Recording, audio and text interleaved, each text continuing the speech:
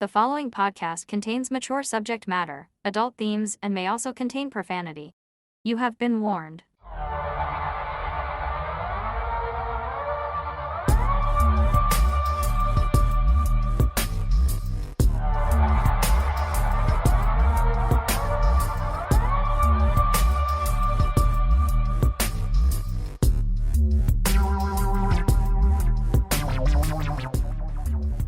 Hello, everyone. Hello, and thank you for coming into The Absurd. On this podcast, we discuss things that are absurd news, and absurd histories and mysteries, and just strange things going on. Well, some of our stories are quite freaky, sometimes even frightening, and quite occasionally funny. My partner, Mel, is presently fanning herself with my booklet of Harvey's hamburgers coupons. It's really warm in here. I know it is, dude. Yeah. You have to turn the air conditioner off when we record, otherwise it'll create too much feedback. So Mike's picking up. It'd be a low hum in the background, beyond the normal low hum that Mel makes. And her, you'll just hear the fanning sound. Yeah. And the squelching noise her phone just made. Yeah, I did. I forgot to turn that. That's okay. Everybody forgives you, I think. It's off. Hey, so how are you, Mel? I'm great. How are you? I'm all right, other than the warmthness. Yeah. I hate it. Yeah, I'm not a fan. I hate hot weather. Yeah. Have a good weekend? Yeah, not bad. No, not bad. Did some stuff around the house and. Like, what do you mean, like running around the house? Or? Well, no, it's too hot for that. Damn straight. What did you do? We did put the trampoline up. Wasn't that up last week already? Yes. Okay. But it's a big deal in the house, right? Yeah, I get that. First you don't put it up in the house. That'd be cool. It would be kind of cool. Our ceilings aren't quite that high. No, it could be a problem. We have high ceilings, but not that high. Right. But no, we have it out for the kids, so it's fantastic. And I heard Liam's little friend that lives down the street. He's down all the time. Is that Giuseppe or what's his name again? Giuseppe? Yeah, I just made that up. Wait, Carson? Carson or Parson? Carson. Okay, because Parson, I wouldn't like that. Yeah. Sounds like he's a minister of a church or something. Probably not at that age. But yeah, his little friend comes over, and they spend so much time on that trampoline. Cool. And you go on it too, right? Yeah. Yeah, I'll go on it. No. But, you realize how old you are when you go on a trampoline. And they get jumping. Yeah. And I'm like, oh, my God, this is where all my limbs fall apart. And I break my legs. And wow. Yeah. That would suck, eh? Break your legs? Mm. Yeah. Well, I broke my ankle, remember? That sucks. Do you want to tell everybody how you did that? Well, since you asked. Yeah. Cole's notes, obviously. I was stepping into a Jeep, and I am vertically challenged. Mm-hmm. And as I was... What? I can attest. Yeah. And when I was stepping into the Jeep, my foot was on the... What do you call it? The side step. Running board. Uh-huh. Yeah. And it slipped off the side, and I heard a big pop. No way. And goes the weasel. That was the sound of my ligaments tearing, so I didn't break it. I probably would have been better off if I broke it. Yeah, they do heal faster. Although a broken ankle would really lick, man. Yeah, so do ligaments. It's no, granted. Awful. So you tore awful. them. Tore one completely, gone. Yeah, I was just hanging around in my foot somewhere. Because it went to the leg, didn't it? Yeah. Yeah. And then a couple of them just tore. I say, but where was that? That was at Amberley? Turkey Point. Oh, pew. Yeah. Did you leave to go home right away then? No, I did not. Because I was by myself. What? And it was late. Well, not by myself. I wasn't with my family. Yeah. I drove myself. Yeah. I was with my friend Evelina. Which Hi, foot, Evelina. left or right? Sorry. My right one. So that's your pedal foot. Yeah. Nice. So I could not drive. Yeah. And it was late. And we had little kids, and I was just like, you know what? Forget about it tonight. Let's just deal with it tomorrow. Yeah, so I go stayed. Away. I put my foot up. Yeah, it'll heal overnight. Yeah, it'd be fine. Won't swell or anything. And I just had lots of drinks, so I didn't feel it as much. Yeah, that's brilliant. That's good reasoning, yeah. And it really hurt in the morning. I'm no doubt. Did it swell up nicely, too? Oh, yeah. Yeah, of course it did. Yeah, I got some good pictures of it. Did you put any ice on it during the evening? Yep. Okay, that's a solid move. There were some people there that took care of me, so. Mm-hmm. But yeah, that was fun times. Right, so that's how Mel broke her ankle, is getting into not a out. Jeep. Not out. If she didn't fall out, she fell into it. So yeah, on your trampoline, you said, like you were saying before, that sometime this before we started recording, you sometimes use a sprinkler on the trampoline. Yeah, because it gets hot out there. Yeah, I get it. So we have a longer attachment that hooks over the top of the trampoline. Right. And just rains down on them. Oh, like over the wall. Yeah. Doesn't that make it slipperier? Yes. Cool. But you know what makes it even more slippery? No. Dish soap. Ooh, yeah. So I do not go in when that's happening. Why not? Because I will break everything else on me. So see the earlier ankle story. Yes. Yeah, but the boys love it. You put some, 10-year-old boys in there. They think it's a great time. How many kids? You put in about 20 at a time. That'd be interesting, eh? Maybe wouldn't do that. No, I wouldn't do There'd that. definitely be some injuries. Hey, do you have any hardwood or laminate floors in your home? No.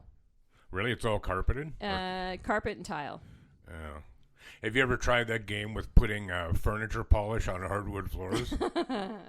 No, but I remember that growing up. So You're not standing, dude. I know. Especially if you got socks on. Yeah. You're going down. It's a death trap. Hard. Death trap. I remember we had hardwood floors in growing up in the where my brother and my bedrooms were upstairs, and before we carpeted them, the stairs were hardwood.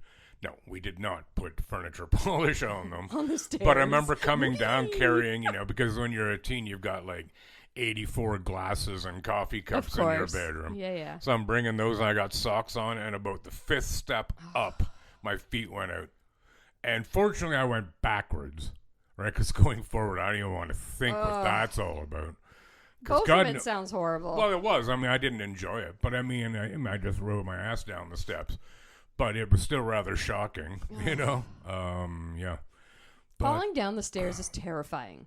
Like if you skip a step or miss a step, yeah, and you start to fall, it's like your soul leaves your body for a moment. Yeah, because at very least your ankles and your knees are going to get buggered. I know. Right. I remember in high school we had big stairways, right? Like the stairway might have been 7 feet or 8 feet wide. Mm-hmm.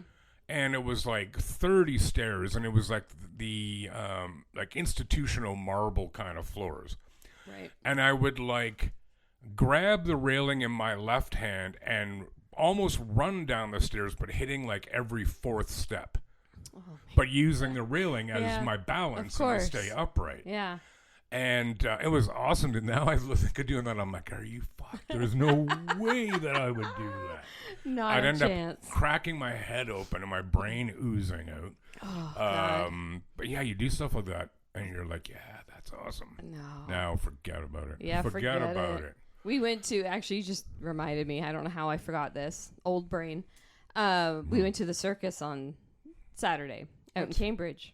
Circus? Yeah. Huh. And I was thinking of the acrobats doing all their jumps and flips and stuff. And I'm like, oh my God. Were there elephants there? No, it wasn't. It wasn't. That's good. Yeah. They shouldn't be there. Well, no. No. Did you ever think of being an acrobat? No. Really? No. Definitely not. Guess where I went Sunday? Where did you go? Okay, well, it was Father's Day Sunday, as you may recall. So my folks and I went out for a little country drive, which we've always done since I was a kid, and I love doing it. Yeah. And so we went west this time over went through Stratford and down by the river, and, by the bay, through the park and all that. I just ignored that. Where the watermelons and then we went to Tavistock. Mm-hmm. You know Tavistock? Yes, I sure do.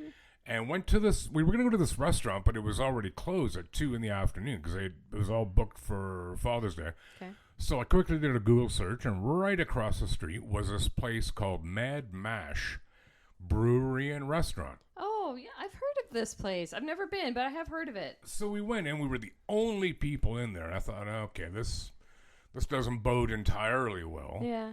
But they had a list of probably a dozen beers. Okay. I think all of them were theirs.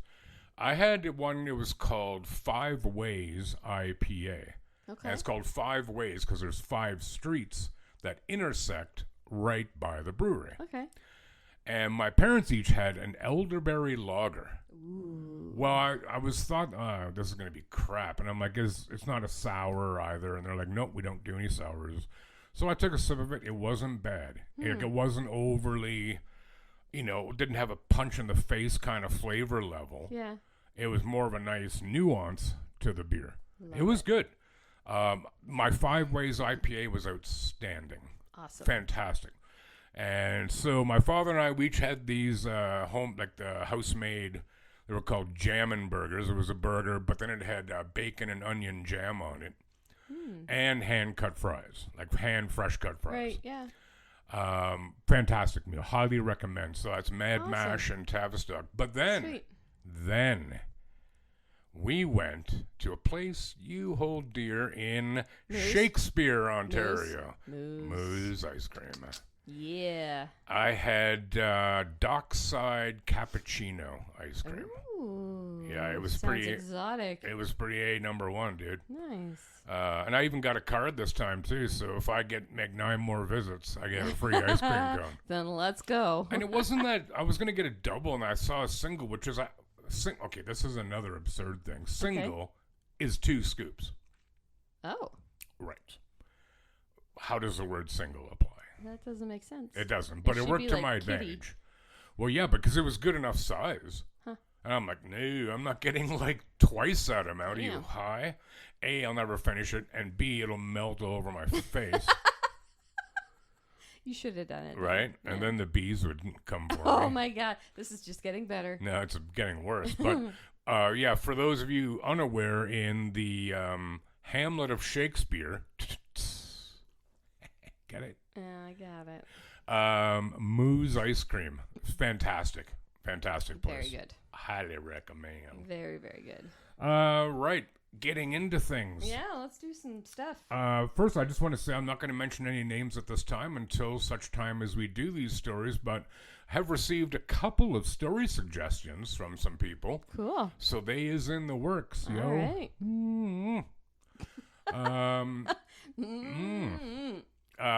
Mel is going to start I'm today. going to start. Are you, everyone, no, let's wait. Start that over again. Are you sitting comfortably? Me? Then we'll begin. Oh. Get I thought on you were with it. asking me if I'm sitting comfortably. I swear. I'm hot as... Yeah, I got Yeah. it. Yeah. You'll be fine. Okay. Take your Ready? hat off. Why? Well, that'll make you cooler. Will it? Strapping the heat in your head. My God, don't they teach you anything in school nowadays? All right. Whenever you're ready, eh? All right. Xerxes the First, Ooh. also known as Xerxes the Great, was a 5th century king of the Persian Empire. Xerxes. I Xerxes. like that name. Isn't that cool? It is cool. I want to get a dog and name him Xerxes. I was just going to say that. Like a big Great Dane. Yeah. Why would you get a Great Dane? They're from Denmark. You should get some kind of Iranian dog. Well, I don't know what that is. I'm going to look it up. Go All ahead. right. He is best known for leading the massive invasion of Greece. He is also known for some of his more bizarre actions. Xerxes had just had victories over uprisings against Persian rule in Egypt and Babylon, and now had his sights set on Greece, keen to avenge his father's defeat at their hands. In 480 BC, his enormous army journeyed to the Dardanelles Strait, separating Asia from Europe. That still goes from the Mediterranean into the Black Sea. Correct. Oh, thank you. Sorry. Sorry to be that guy. No, that's okay. Be that guy. Okay. To get his army quickly into Greece, Xerxes ordered the construction of a pontoon bridge across the 1.2 kilometer strait. Really? The bridge had about 314 boats. And they were like all tied together going across. Yeah, yeah. They But still do that. Do they? For Yeah. bridges. Yeah, yeah. But the sea does what the sea does. Sure So does. before his army was able to cross, a storm blew in and destroyed the bridge. Bloody storms. Well, Xerxes, he was mad. I bet. He was infuriated with the sea. That darn sea. What are you going to do to it, though? Well, you just wait. I will. Xerxes ordered his soldiers to punish the sea This should be interesting. by whipping it with chains Shut up. 300 times. Ooh, that'll teach it. That Weird, inanimate right? Object. But who was going to argue with him? So they all stood on the shoreline and whipped the sea. No. Xerxes thought the sea was mocking him when it didn't calm down. So, because it didn't react to its whipping, so he ordered his men to poke the sea with red-hot irons. Okay. Take that, you dirty sea. Oh, my God. Oh, my God. Shocker, still nothing. So he ordered his men to toss handcuffs into the water to symbolize the sea's submission to his authority. Xerxes was so angry that the sea just kept seeing that he ordered the decapitation of his engineers who helped him build the bridge. Well, seas are going to see. He's got to talk to somebody. Yeah. Apparently they didn't whip it hard enough. Whip it good. good. Oh, look at that. Synchronicity. He wanted to rebuild the bridge, but he killed off his army of men. Good one. So he had to recruit new ones to build another bridge. Over 600 ships were used this time, finally bridging the gap between the continents. The crossing of the strait took Xerxes' army 7 days and 7 nights. How big was his army? To cross. Oh, my goodness. Tragically for Xerxes, it was all for nothing. The Persians suffered a crushing defeat, and as they retreated back to the bridge, they discovered it had been destroyed. The sea had the last laugh. Yeah. Oh, I thought that was funny. Don't mess with the sea. Yeah, just whip it. What was the guy's names again? It was Xerxes the what? Xerxes the Great. Sounds more like Xerxes the Dick. The Dick, yeah, honestly. Well, I mean... Yeah. Okay, so just... So he had them whip the ocean or the sea with chains, and that didn't placate the sea. No. So he had them poke it with hot red pokers. Yes.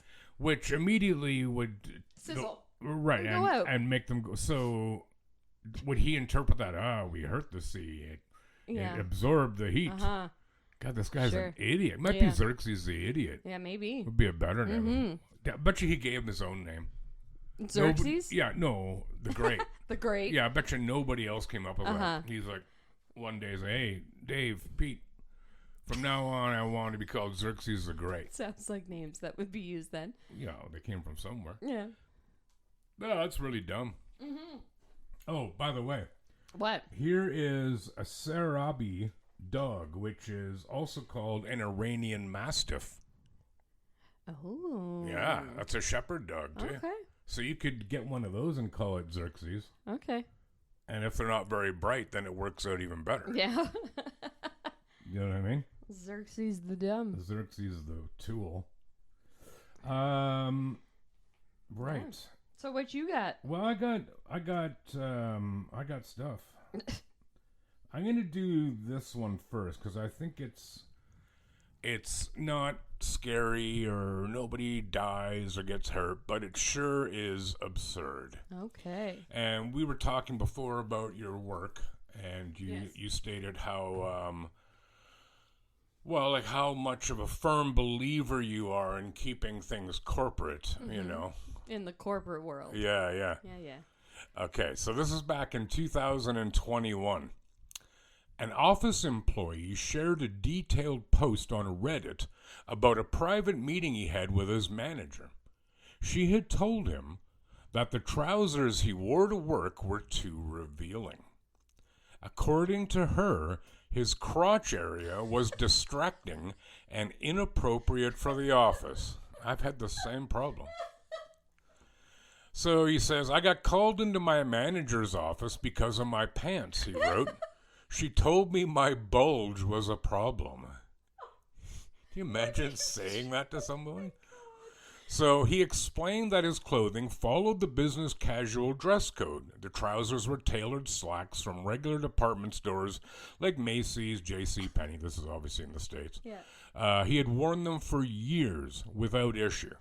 They were regular office trousers with a relaxed fit and no unusual tailoring, he said.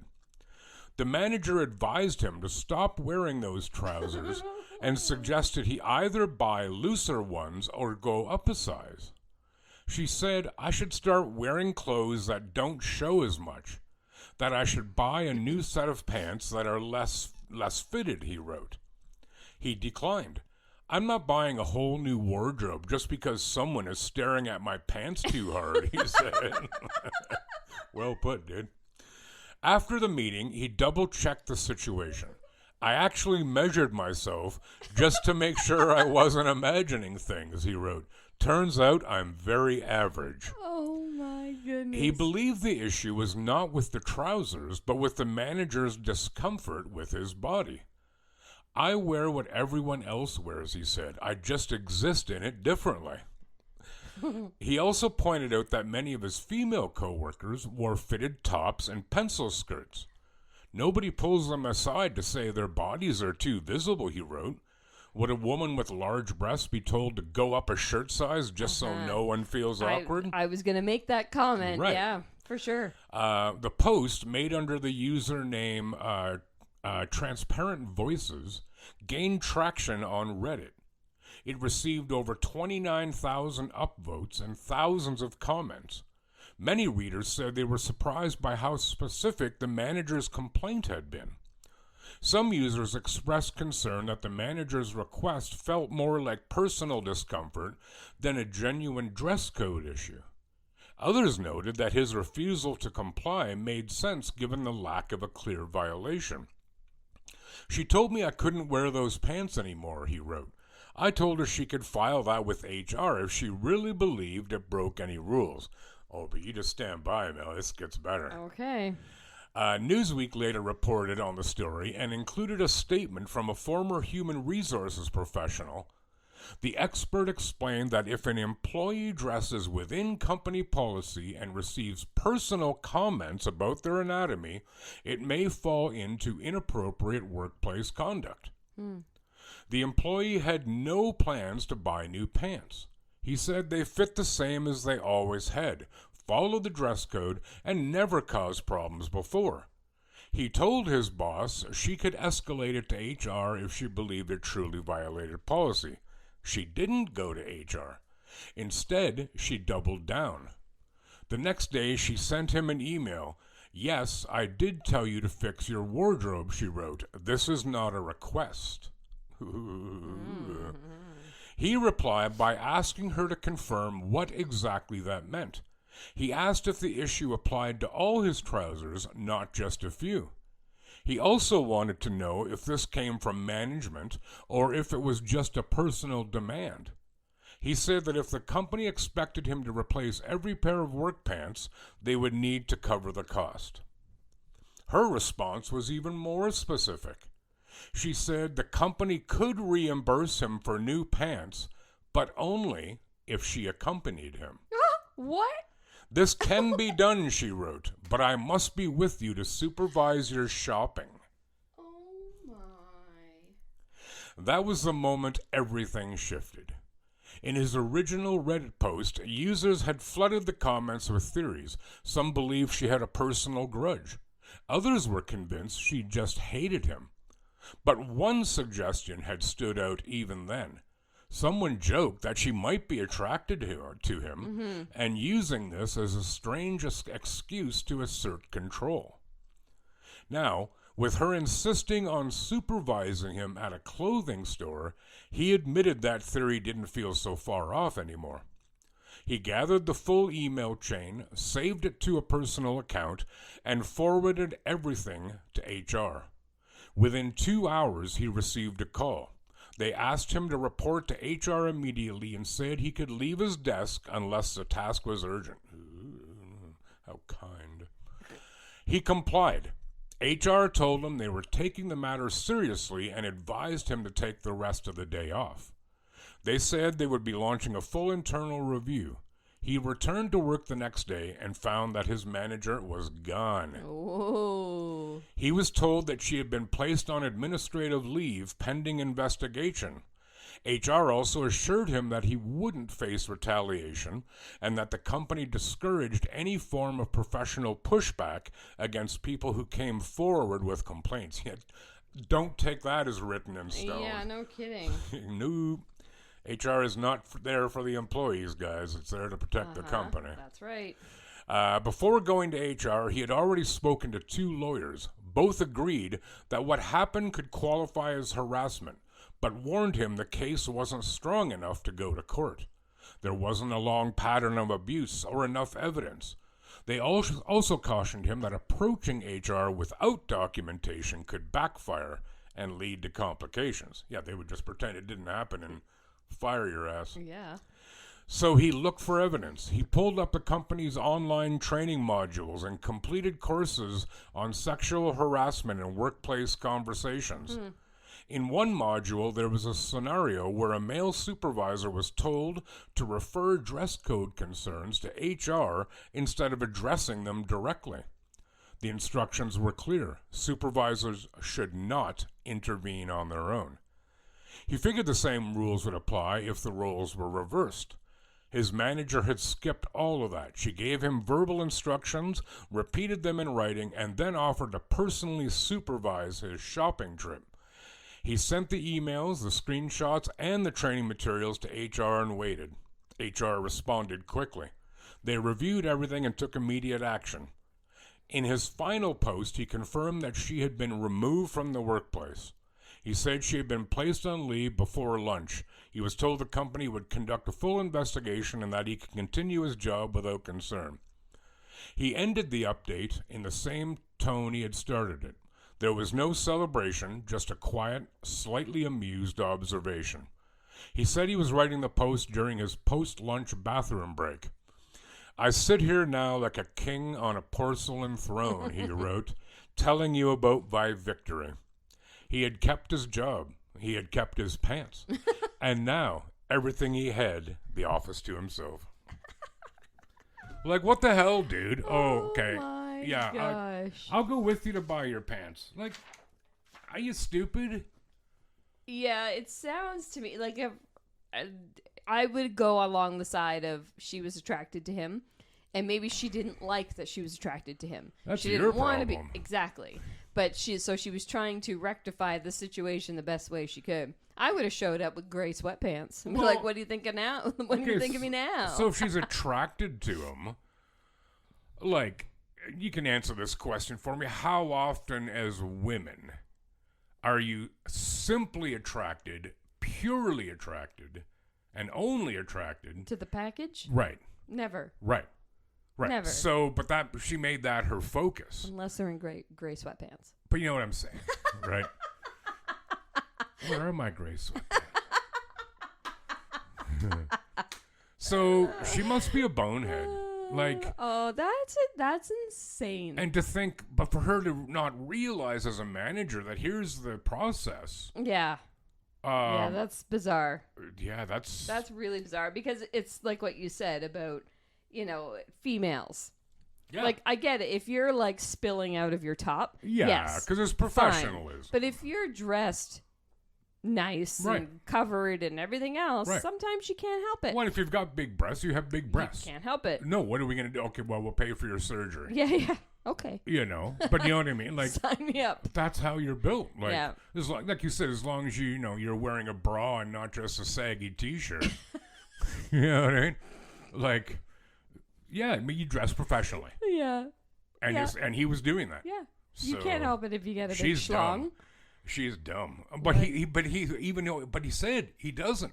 He's average. And he said, I just exist in them differently. Yeah. Like, it depends how you're Wonder if he's like a slim guy too, right? Then Maybe, but it depends, how you dress. Like, they say, do you dress left or do you dress right? That's a tailoring term, meaning as a man, which side does your penis rest on, the left or the right. Of the center? Okay. Maybe he just pokes out. I don't know. Like, maybe he's a chode, Yeah. It doesn't matter. It's irrelevant. This is just his body, man. Oh my God. Grow up. Yeah, That's what I I can't say. imagine. I can't imagine. Where did you say that was? I was in the States somewhere. Yeah, I didn't actually specify where it was, but yeah, I was in the States Makes in sense then. 2021. Okay. Yeah, so on that note, what do you Wow. got? What do you got? What do you got? Okay, well, I don't have anything like that, Well, but, I hope not. Be no point. If you've ever had the misfortune of waking up with a splitting headache, an Yes. upset stomach, Yes. extreme nausea, No. and perhaps a head full of regrets after a night of drinking, God, yes. then congratulations, you've experienced a hangover. Most people might consider that punishment enough for overindulging, It is. but not the people of the 16th century England. Oh, God. No, they devised another punishment for repeat offenders called the Drunkard's Cloak. Oh, my. This form of punishment was quite simple.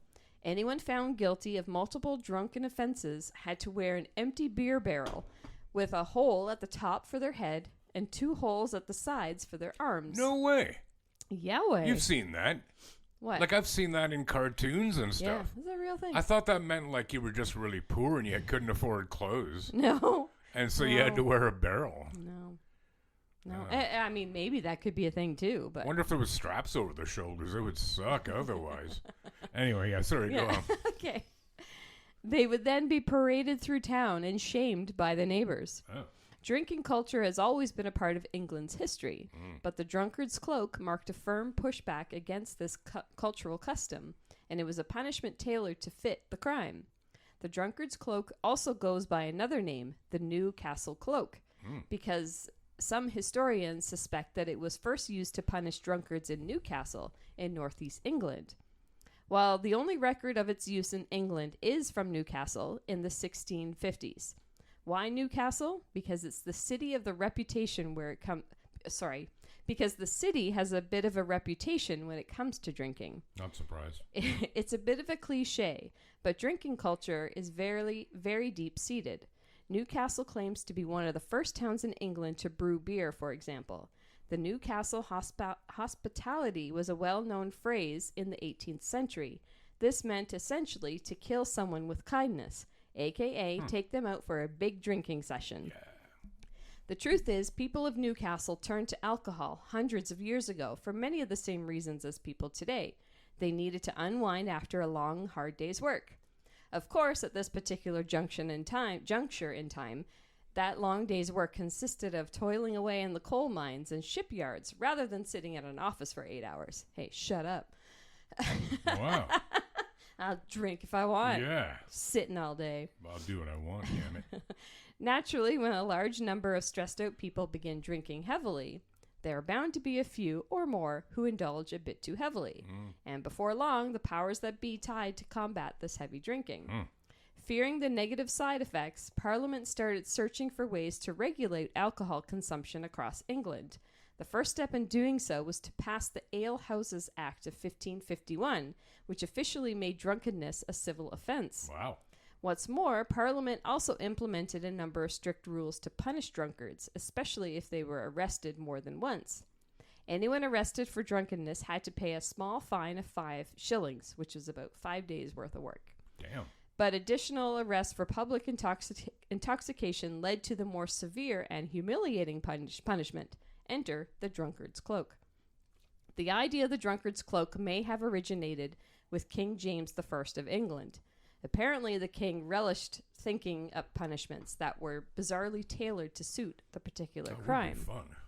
The Drunkard's Cloak became more popular, however, under the rule of Oliver Cromwell, Boo. the English soldier and politician who served as Lord High Protector of England, Scotland, and Ireland from 1653 to 1658. Cromwell disliked games, dancing, and especially drinking. He sounds like a blast. That's why I said boo, man. I remember doing a paper on him. He's a goof. I don't like him. No. No, not a good dude. Though bizarre, use of the Drunkard's Cloak quickly spread beyond England. In Germany, it was known as the Coat of Shame. In Denmark, the form of punishment was also called the Spanish Mantle. Wow. So there you go. If you got too drunk and disorderly out in public, Yeah. you had to wear a barrel. There'd be trouble. Yeah. And they didn't always have holes for the arms, so sometimes you just had to let it sit on top of your shoulders and walk around. And I don't think I'd enjoy that. I definitely wouldn't enjoy that. Actually, yeah, I'm almost certain I would. Yeah, man. What you got to take us home? Well, strictly speaking, I'm already home. But I think I'll do this one. Okay. You can swim, right? I can swim. Are you afraid? Are you afraid to go in the deep end of the swimming pool? Not afraid. But How about, would you go in like deep water in a lake? no. Yeah. I don't like it. How about deep water in an ocean? Nope. Hell no. Yeah, lake, I'm not huge on it. I'm not huge. I will do it. I have to psychologically will myself up. Yeah, but I don't like it. Because I know I'm not going to drown. No. Right? And I know that there's nothing in the depths of the Great Lakes that are going to come up and, have at me. Right. Right. Ocean, if I fell in the ocean, not happening. Gone. Especially if something touched my leg. What if it was a dude? A dude? Yeah, who touched your leg? In the ocean? Yeah. Maybe a dude fell in the water at the same time you did. Oh. But I know what you mean. Have you ever done scuba diving? Yes. I have too. I didn't really like it. I was okay with it because I could see everything, so I felt a little bit better, and it wasn't super super deep. Right. But yeah, it was cool. Like I understand why people get into it. I understand why they like it and the appeal, but it ain't for me, dude. It's not for me. But I have a story here, somewhat actually very related. Okay. Free diving, also known as free diving, and free diving, but it's spelled differently, and one has a hyphen in it. Okay. Breath hold diving or skin diving. Ooh. Is a mode of underwater diving that relies on breath holding until resurfacing rather than the use of breathing apparatus such as scuba gear. I don't like it. No, it's hateful. Besides the limits of breath hold, immersion in water and exposure to high ambient pressure also have physiological effects that can limit the depths and duration possible in freediving. Examples of freediving activities are traditional fishing techniques, competitive and non-competitive freediving, competitive and non-competitive spearfishing, and freediving photography, synchronized swimming, underwater football, underwater rugby, underwater hockey, underwater target shooting, and snorkeling. There's no underwater fire prevention here. There are also a range of competitive apnea disciplines in which competitors attempt to attain great depths, times, or distances on a single breath. How long do you think you can hold your breath? Oh, not that long. Really? Like 5 minutes? No, God, no. It was like 30 seconds, maybe. Okay, I want you to sit, while I'm reading here, I want you to sit here in time. I'm not going to do that. It's too hot. No, that'll help you. It'll cool you down. No. Okay. Later we'll do it. Historically, the term freediving was also used to refer to scuba diving due to the freedom of movement compared with surface-supplied diving. Remember those old suits with the hose going down? Yes. That would have been the precursor to scuba diving. Right. So scuba diving was much more freedom, right? In ancient times, freediving without the aid of mechanical devices was the only possibility, with the exception of the occasional use of reeds and leather breathing bladders. The divers faced the same problems as divers today, such as blacking out during a breath hold. Freediving was practiced in ancient cultures to gather food, harvest resources such as sponge and pearl, reclaim sunken valuables, and to help aid military campaigns. In ancient Greece, both Plato and Homer mention the sponge as being used for bathing. The island of Kalymnos. Oh, yeah. Been there. The island of Kalymnos was a main center of diving for sponges. By using weights of as much as 15 kilograms, that's 33 pounds of the uncivilized world, to speed the descent, breath-holding divers would descend to depths up to 30 meters, 98 feet, to collect sponges. Harvesting of red coral was also done by divers. Would you like to do that down to 100 feet? No. Wouldn't enjoy that? No. Not even with scuba gear? No. Okay. I'm good. The Mediterranean had large amounts of maritime trade. As a result of shipwrecks, particularly in the fierce winter storms, divers were often hired to salvage whatever they could from the seabed. Divers would swim down to the wreck and choose the most valuable pieces to salvage. Divers were also used in warfare. Defenses against sea vessels were often created, such as underwater barricades, and hence divers were often used to scout out the seabed when ships were approaching an enemy harbor. If barricades were found, it was divers who were used to disassemble them. During the Peloponnesian War, divers were used to get past enemy blockades to relay messages as well as supplies to allies or troops. In Japan, Ama divers began to collect pearls about 2,000 years ago. God, yeah, must be tired by now, eh? For thousands of years, most saltwater pearls were retrieved by divers working in the Indian Ocean, in areas such as the Persian Gulf, the Red Sea, and in the Gulf of Mannar, between Sri Lanka and India. Pearl divers near the Philippines were also successful at harvesting large pearls, especially in the Sulu archipelago. Right. In 1940, Dottie Fraser pioneered freediving for women in the United States and also began teaching classes. It was also during this time that she began to design and sell rubber suits for the Navy divers. Now, I have a question for you, Mel. Yes. These pearl divers are going down to 30 meters, 100 feet.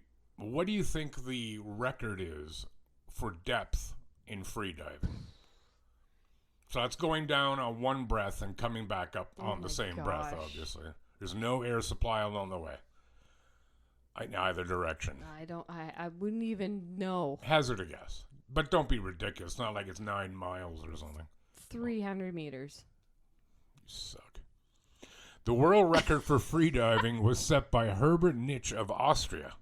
Nitsch holds the no limits record and the title of deepest man on Earth, in which the diver can make use of a weighted sled to descend as far as possible and uses an air-filled balloon or other buoyancy device to return to the surface. So they're not just kicking their feet to get it back up. Right, okay. But they're not getting any new air. Right. So Nitsch set the world record in Spetses, Greece in June 2007, when he descended to 214 meters, 702 feet, beating his own world record of 183 meters, 600 feet set the previous year. However, in 2012, Nitsch returned to the no-limit category in the waters off Greece with a project labeled Extreme 800, aiming for a depth of 244 meters or 801 feet. Jeepers. Following extensive training using an innovative torpedo-type sled design of very high descend and ascend speed, on 6th of June 2012, Nitsch managed to reach a depth of 253.2 meters or 831 feet. There's submarines that don't go that deep. That's insanity. A Guinness World Record, but 10 minutes after the dive, he began experiencing serious symptoms of decompression sickness. Nitsch temporarily fell asleep due to nitrogen narcosis during the last part of his ascent. Oh my God. You fall asleep? Oh no. I hope he's tied on to something. Well, he's tied onto this sled, which is taken up, but I don't know. Don't you start breathing when you're asleep? Like, wouldn't you start sucking in water? You would think. So yeah. Oh, there he goes. So yeah, and he woke up prior to reaching the surface.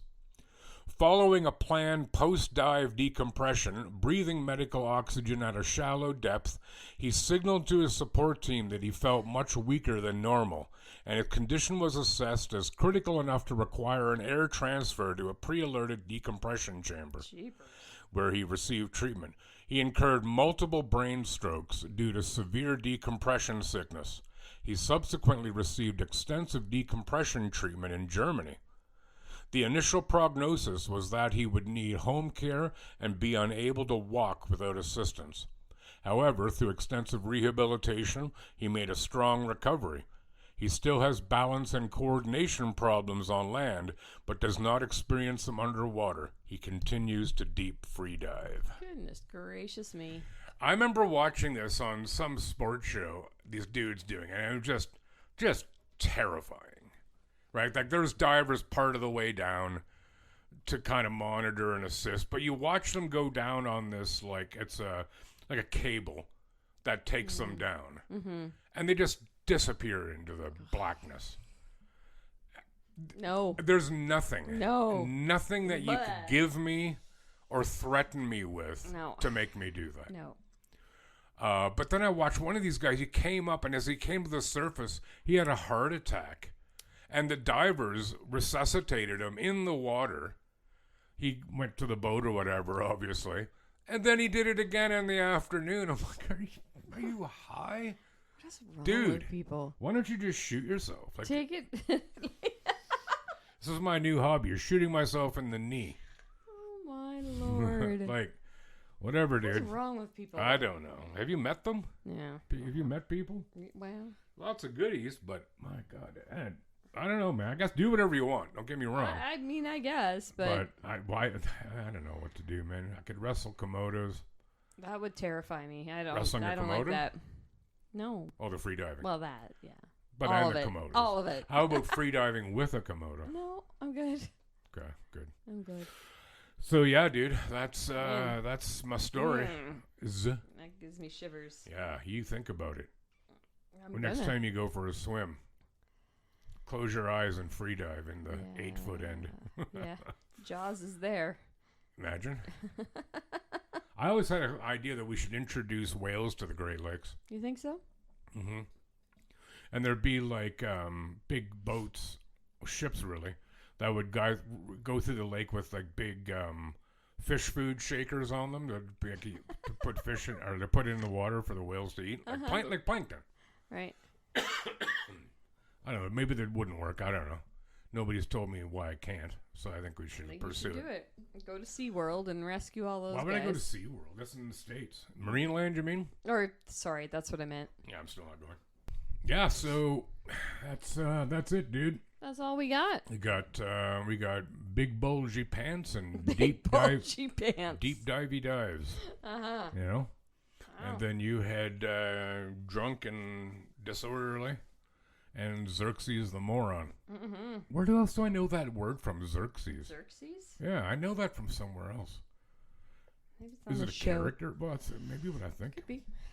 Anyway, Could be. Anyway, you guys should go take a big deep dive into our socials. but not a shallow dive. Well, if it No, is a big shallow one. dive, then don't dive deep. No.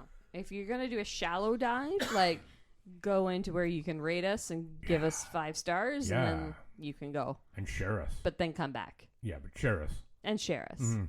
Yes. Yeah, so we're on all the socials, Yeah. all the streamers. Yep. Socials and streamers. Go check us out. Yeah, you should do that. Mm-hmm. And tell people.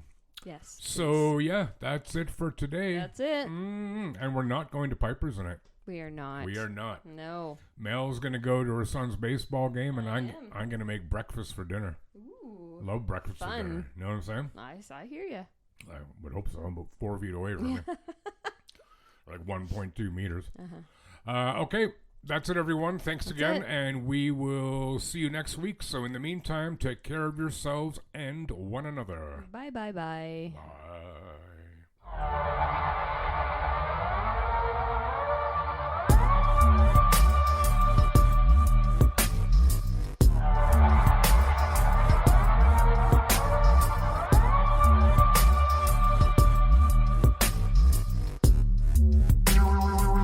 The Absurd Podcast is written, produced, and recorded by Rod and Mel. Music by Audionautics.com.